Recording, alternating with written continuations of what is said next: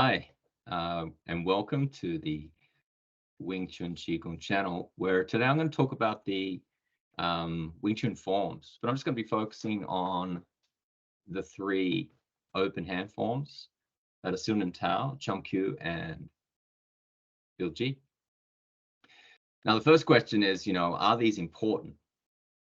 There are different schools where the teacher's gone through and they've learnt these forms and they've learnt their Chi Sao, and then they've started doing more martial training, and they've kind of like looked back at the forms and gone, I'm not sure if is that really important?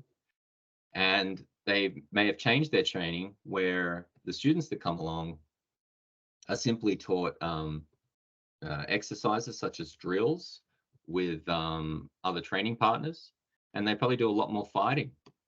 And there's a bit of solo training as well, and they come out good. They can come out better than people who just do the form. So this can raise a question. It's like, well, are the forms necessary? And then there's also, we can see challenges that are occurring today where people are traditionally, kind of stuck doing their form, and then the person who's challenging them, they don't really have forms. They're busy doing free sparring or actually doing actual fighting, right? They're not, as Bruce Lee would call it, dry swimming. And so when these two come together, the person who's just sort of doing their form gets their head taken off because there's some sort of make believe, because there's never been pressure tested, right? So they've been doing their form, but not like a scientist. So a scientist comes up with a hypothesis and they test the hypothesis. And really, the job of a scientist is not that you prove it correct. I don't know if in science you can prove causality. Good question. But it's more about disproving. They disprove, disprove, disprove, disprove, disprove, disprove. And then eventually they're left with only that one result. So it's got to be that. And I think sometimes when you do these open hand forms, if you're not doing the testing, you could be in no man's land. It's just an idea in your head. Nonetheless, even though I'm calling out the negatives, I still have the forms in the training that I've provided to my students, and I still perform them each day. And there's a reason behind it. I wouldn't just do it because I was told to do so, which I was, but the reason itself is that there is a type of quality or multiple types of qualities that I'm trying to train and achieve. And I know what these qualities are in the form. So I'm not, training the form. I'm using the form to train the quality. And that quality produces a result. All right. And in most Wing Chun schools, you'd walk in and then they teach you how to stand and you do what's called Silnam Dao. After a lot, I mean, over a decade of analysis and researching and training and thinking more about it, I've decided to sort of flip things on their head, so to speak, because usually you get the forms, and if you were, say, the master's son or a daughter, they loved you, right? Or they really liked you and they saw you as like a part of the family. Then the teacher or master would divulge some of this extra information. I've actually taken that information and put it way up the front because well, the reason is when I want to teach the students Sil and Tao, I want to give them everything. I don't want to be hiding stuff down the back or whatever it is. But if you look at trying to eat a meal, you normally do it in courses, right? There's an appetizer, the main meal, and then the dessert. If you're going out to dinner like that. You can't have a full buffet and then just sit down and eat it all. Boom. You can't. You can only eat so much, and then you have to wait, or you go vomit and you eat again, right? And so this is the same with your mind and how it takes things in your body and how it learns things. And the analogy to vomiting is you forget. Right? So the course has been organized so that there are the Yi Jing Jing, the Jinggong, Qigong, and Shengong are very discrete, particular exercises that work a like in a sense a singular movement or a singular intent of your mind or a way to use your breathing with that mind intent and movement. But it's just singular, just one thing, so you can get it going really well. And so I've devised it like that because when I look at Sun and Dao, I see it more like all the forms, but like an operating system. And an operating system, you can spin up many applications, right? I can spin up my browser, I can spin up a calculator, I can spin up watching a movie, you know, you can have them all over the screen, different things all happening. They're all multi-threaded, right? And so in Sun and Dao, I see multiple threads. And those multiple threads are preconditions. They're foundational. They must be there. If they're not there, you can't pass go. That's the best way to put it. And so if I were to say dump that on the student when I'm teaching Sun and Dao, just like the meal, they can't take it all in. So hence I've split it up and given away all of these things bit by bit so that each week the student can learn it just consciously with their mind. They then understand it, right? Has to be understood. They then train it with their physical body. They train it with their energetic body. They use breath work. And by energetic body, sometimes it's referred to as the spirit. And they're also using their mind intent, their yi. All of these things coming together to learn that one thing. And then the next week, there's another one thing, right? And the next week, another one. Some of them overlap. Some of them interoperate. Some of them are just on their own. But it's not overwhelming. It's something that can be taken like a meal each week. And so then it gets embedded. It starts to get embedded deep into what's called the subconscious mind, or deep in your brain, in centerpiece, the limbic system. It also becomes a habitual habitual way you move as well, which is extremely important. So with all of this as a foundation, when it comes to the Sun and Tao course, I can then start giving away these other qualities to point you in the direction of the martial. Those qualities are, I'm going to sort of divulge them now. One of the better frameworks, and I use it as a framework, is the they call it the six core elements, right? So this is the Wing Chun that occurred before the Red Boat Opera and before the dynasties and so forth and revolts that were going on in China. And I think this is a great framework, but there are components of it where I'd simply use it as a framework because I do add in other pieces, right? And so, like the components I want to talk about now, because there would be other Sifus listening to this, or maybe students, and it will help them out, right? And so I think the foundational one is your awareness, because that's like the operating system, right? You have to have your open awareness of, otherwise you don't know what the hell you're doing.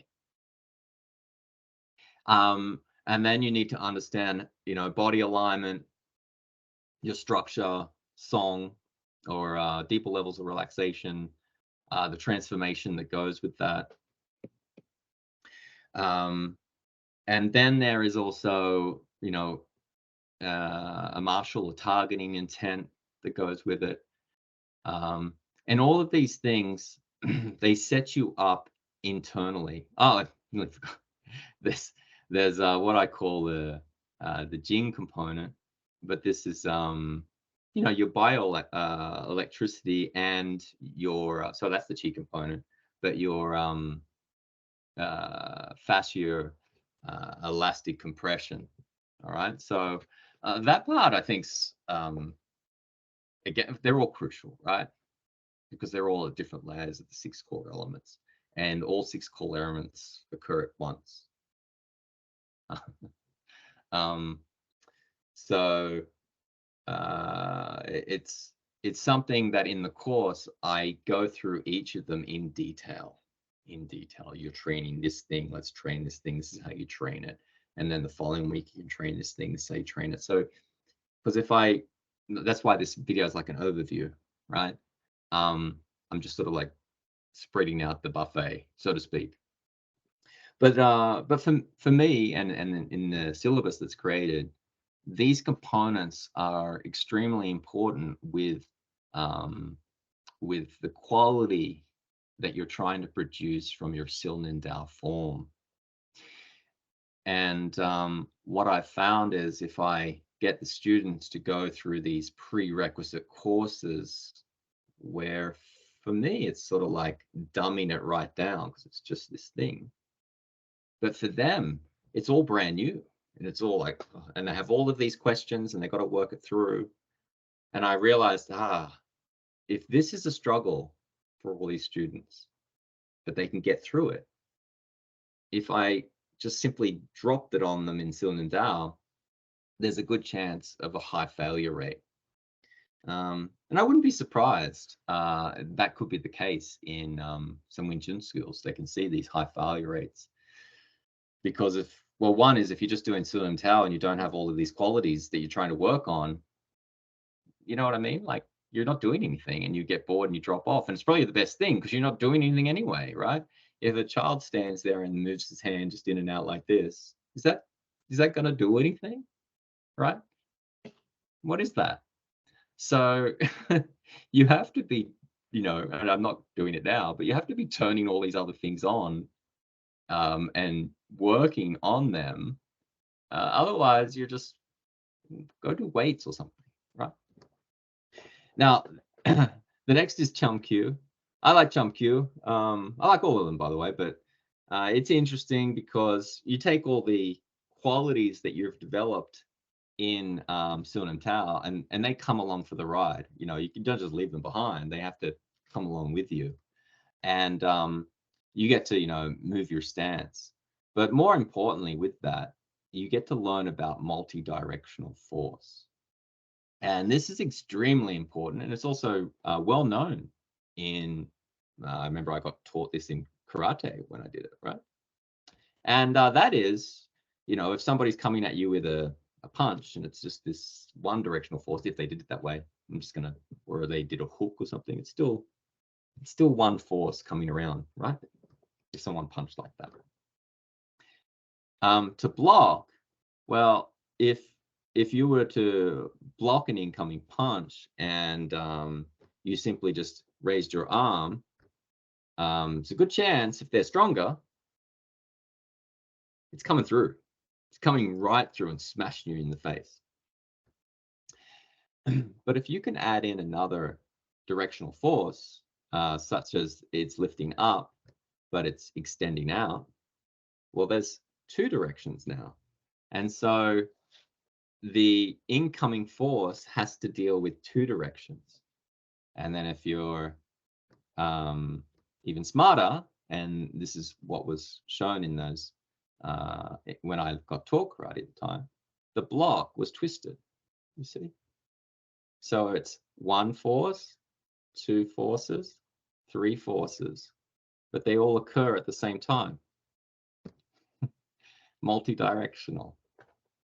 And so the incoming one force will get neutralized, so to speak, by this multi-directional force.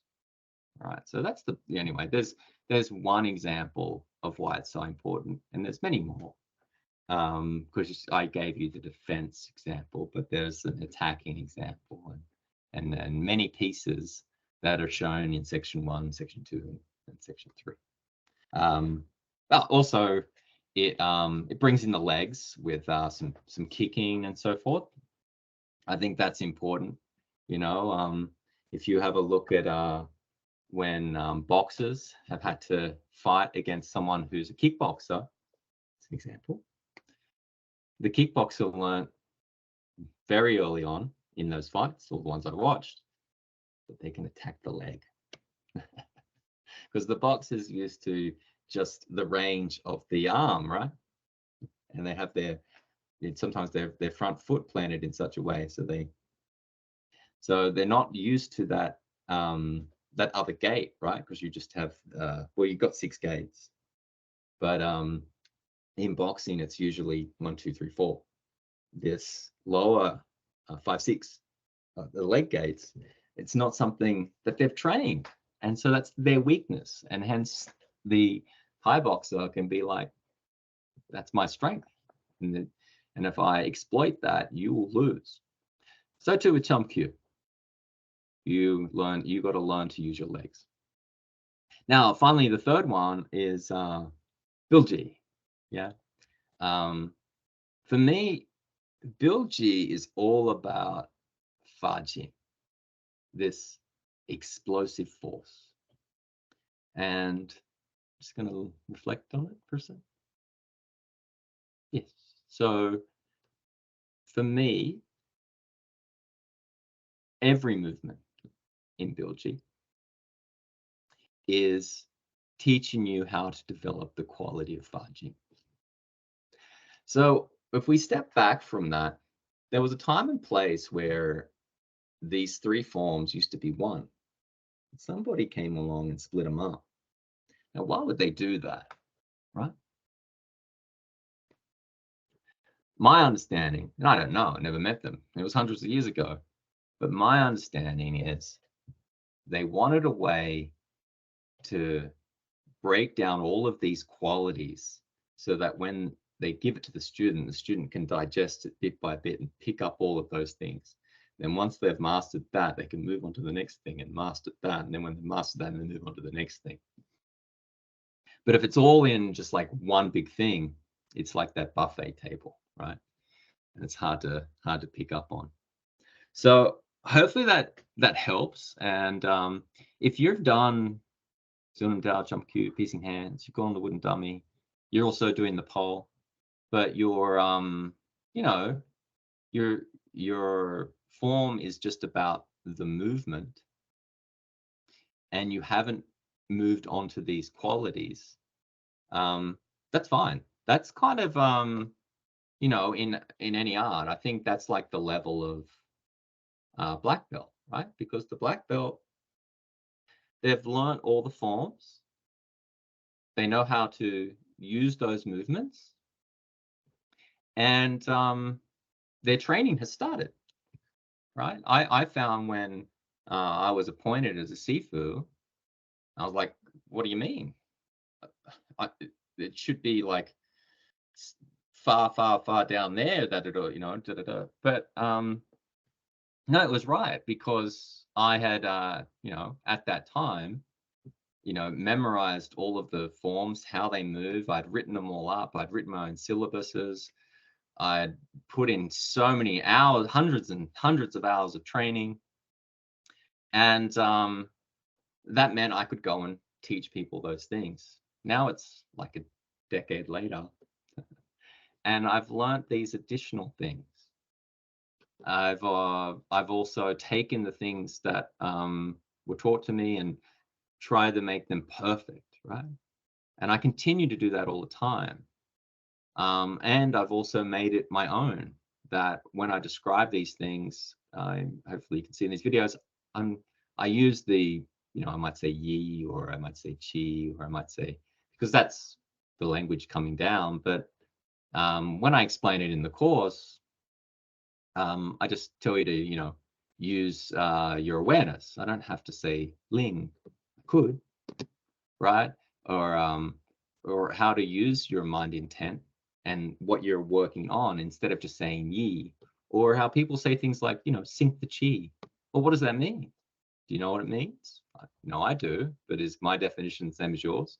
Or is it the same as when they say sink chi to the dantian? Are they the same thing? No, they're not. I'll tell you they're not. But and these things are so basic, you know. Like I could, maybe I will. I could teach you in 1 minute. Boom, it's that.